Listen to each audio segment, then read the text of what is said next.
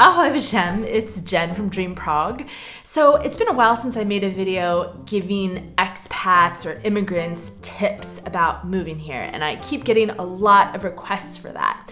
So in this video, I'm gonna go into a lot of the things that we did wrong when we moved here, and also some of the things that we did right. One of the best things we did when we moved to Prague was to get jobs teaching English. Now, that was not in either Hansa nor my field, but it was the best way to get a job quickly and to integrate into Czech society. So first, it doesn't take a lot to train for it. If you're a native speaker, you can take a month-long course to certify you to teach English, and there are many job opportunities at language schools and other learning institutions all over the Czech Republic. It's almost like a guaranteed job, also because the English teaching population is a little transient, so people come for a year to teach English and then leave, so they're always looking for new teachers. So this enabled us to get a job right off the bat and to learn a new skill, but really importantly, it helped us meet a ton of Czech people. So if you move from another country to the Czech Republic and you're, let's say, a digital nomad, that's great, you're earning a living, but you're sitting at home by yourself and you don't have the opportunity to meet Czech people. You might have some discussion on the street, maybe, or meet someone at a pub, but I spoke to Czech people all day and learned half of the stuff that I use in this channel about Czech culture. So this is definitely something that we did right. What we did wrong, in my opinion, was staying at a language school for too long. So Hansa left teaching after a year, and I left after 5 years. The problem is that these language schools are kind of like mills. Like, they churn you in, churn you out, and so they're not gonna pay you a lot of money. If I had to do it again, I would have started teaching privately through the people that you meet in the language school and other Czechs. And the difficult part about that is that you're going to be teaching, you need a place to teach. And I hated teaching at cafes or restaurants. But what I would have done is I would have rented a small space in the city, like a single office room. Maybe I could have gone in with another teacher, and then that is the space where I would have taught. The benefit of this is your students can pay less than they're paying the language school for your services, and you can earn a little bit more. What I found is that the language school doesn't actually provide any real value other than a location to teach. So if I were a little bit more entrepreneurial, I would have left the language school earlier and taught privately on my own. One thing we both got right is that we were very open to part-time work. So after university in the United States, it's not typical to work part-time, or it's not desirable. But here, you can be a živnostník, which is a trade license holder, and there's a lot of opportunities to do a lot of different work. And so at the same time that I was teaching, I worked at a visa company helping expats get visas. I also attended the law school at Charles University because I didn't have a full-time job. It allowed me that extra time. The benefit of working part-time for different styles of work, different companies, is that you can see what you're really into and what you really like, and then you can pursue that more full-time if you want. What I got wrong is working like an American, and by that I mean just overachievement and overdrive. So because I had different jobs, I was working like 50 hours a week or more. We were very afraid of not succeeding at this adventure of moving abroad. We always came with the intention to stay, to make our life work here. And so I worked like a maniac, and I really exhausted myself. And it wasn't until a couple years in that I realized it's not worth, earning that extra money. I'd rather have peace of mind, my time back. So definitely leaving the American overwork ethic back in the US and kind of adjusting to quality of life work hours like they have in the Czech Republic. One thing we really got right is we learned some Czech before we came. So we bought the Pimsleur program where you listen and you repeat. And this was so instrumental. I remember listening to words like děkuji, which means thank you, or nashledanou, which means farewell. And I was like, I don't understand. I can't even repeat these words. These are so difficult and so foreign to my mouth.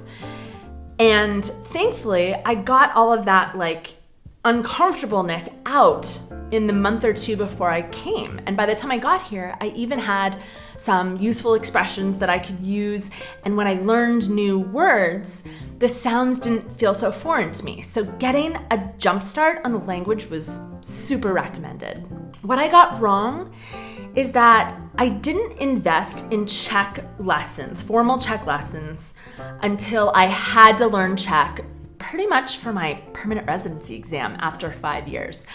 I kind of dabbled in Czech lessons, but obviously I was really busy. I was overworking, so I was like, I don't have time to take Czech. I thought I would just learn it on the street. You don't just learn it on the street. You really need this formal setting. And it was also expensive, and I was kind of afraid of not having enough money to pay for this extracurricular activity. But in reality, the Czech language is one of the most valuable assets you can have as an immigrant here. The people who are here for 5 or 10 years and don't speak any Czech and are just like ordering in English, I feel like you'd get so much more out of your experience if you invested time and energy in Czech. So for the last 5 years, I really have been, but I wish that I'd started sooner. Another problem that I had at the beginning of Czech learning was that I focused on grammar and declination and rules because they're so difficult in Czech and so foreign to us. What I should have done was to learn more expressions, things that you say on the street to people, things that you might say at the movie theater or a cafe or to someone on the street for directions. Even if you don't know why you say it in a certain way, when you have these little like things in your back pocket that you can say, you'll use Czech more. Whereas if you just have like a head full of grammar rules and you're trying to construct something in the moment, you won't use Czech as much. So I would focus on learning these expressions in addition to learning the rules. One thing we got right is we moved to the capital city. So Prague is like New York City, Washington, D.C., Hollywood, and all the big towns in America, but in 1 million person city. The history is all around you. I mean, you can see where Václav Havel was on the balcony during the Velvet Revolution. You can see where the kings used to get carried in when they were, brought forth to the castle. I mean, you are literally walking in the steps of Czech history. What I got wrong is that I moved to the capital city. So Prague is a lot more international than other places in the Czech Republic. So I'm surrounded by Ukrainians and Vietnamese people and lots of people from Latin America. And that's wonderful. And that's also something that I value about Prague, but you're not learning the Czech language, I think, as much as you would if you lived in Olomouc or in Liberec, and you're having a more international experience rather than a Czech experience. So if I were you, I would, maybe spend 6 months in a village, 6 months teaching English somewhere that's not Prague, so you get that authentic Czech experience, and then, spend some time in the capital city where everything happens. One thing we got right is we traveled our buns off. So even though we planned to stay in Prague without termination, we were always a little afraid that the dream could end at any minute. So we wanted to see as much of Europe as we could. And the Czech Republic is so central that this was super easy and cheap. So we could get bus tickets, luxury bus tickets to Vienna for 15 euros each way. We could go to Berlin on the weekends. We could go to Dresden. There's lots of cheap tickets all around from Prague. The mistake we made was that we didn't spend enough time looking around the Czech Republic. And I think this is because we made the error of assuming that Prague represents the Czech Republic. I think most Czechs would tell you that it doesn't. So there's lots to see in other places. You could do wine tours in Moravia. You could go skiing in the Krkonoše Mountains. You could go eat some stinky cheese in Olomouc. But these are not things that I put emphasis on until the second half of my time here. And so I'm still exploring the Czech Republic.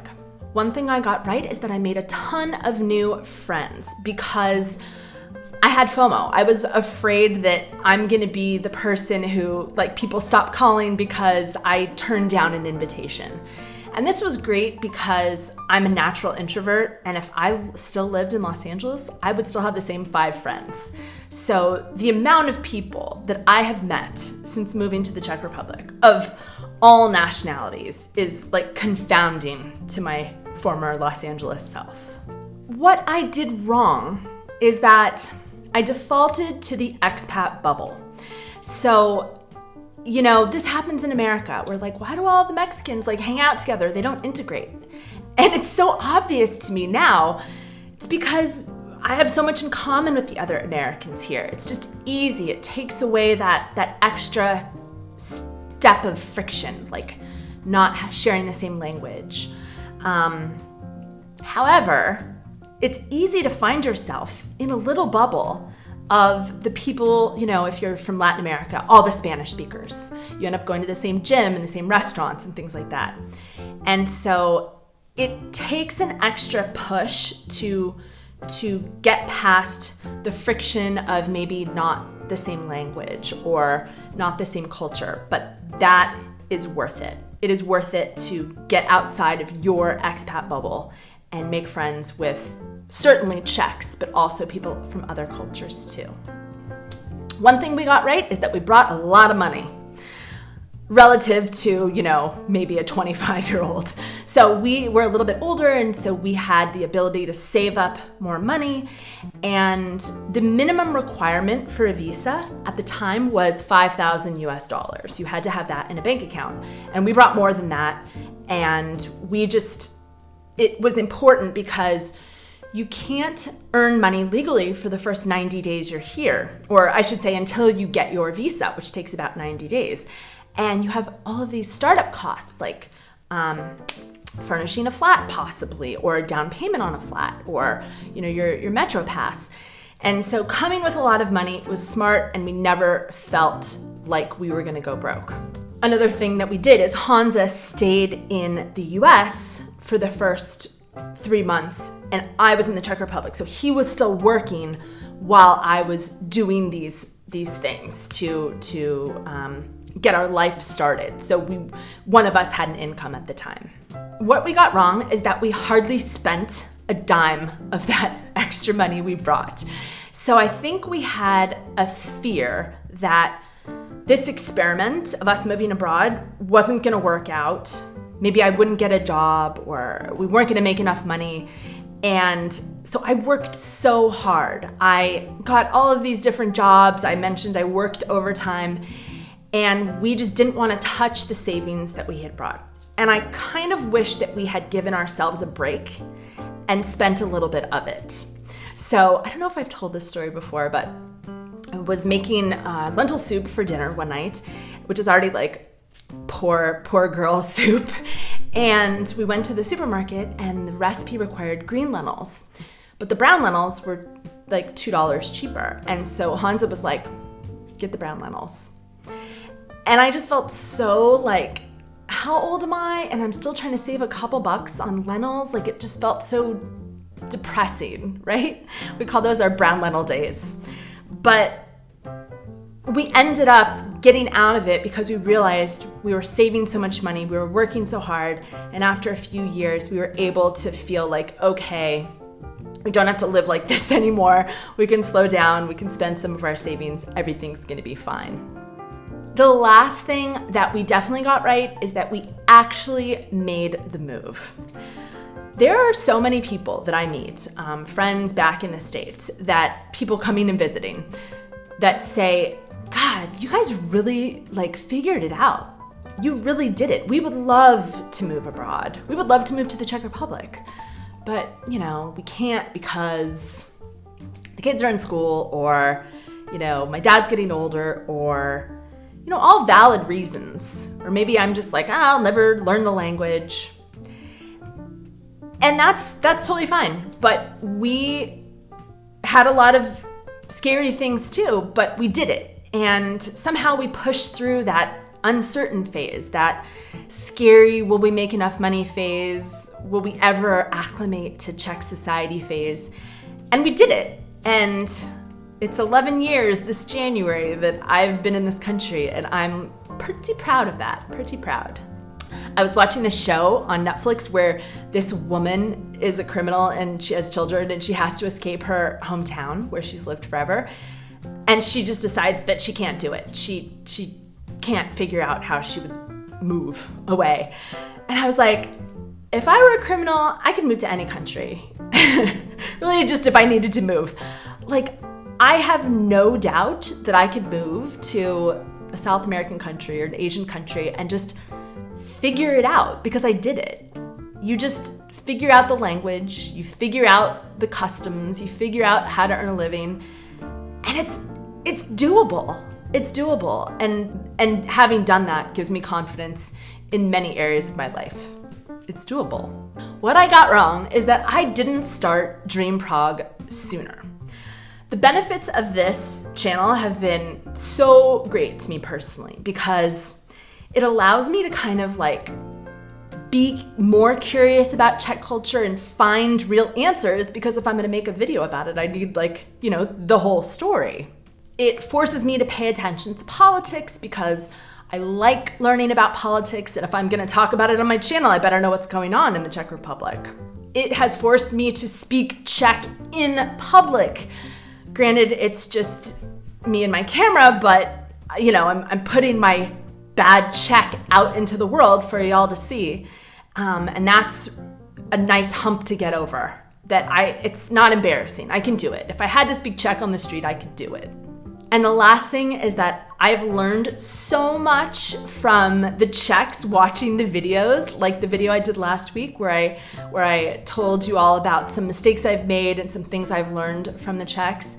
So that has been such a learning experience, and it's only because I decided to kind of put myself out there. So I hope that you've learned something from my mistakes, and if you're someone who wants to move abroad, move to the Czech Republic, that you've learned from these mistakes and won't make the same ones and can have a successful adventure. Tak, uvidíme se příště. Ahoj!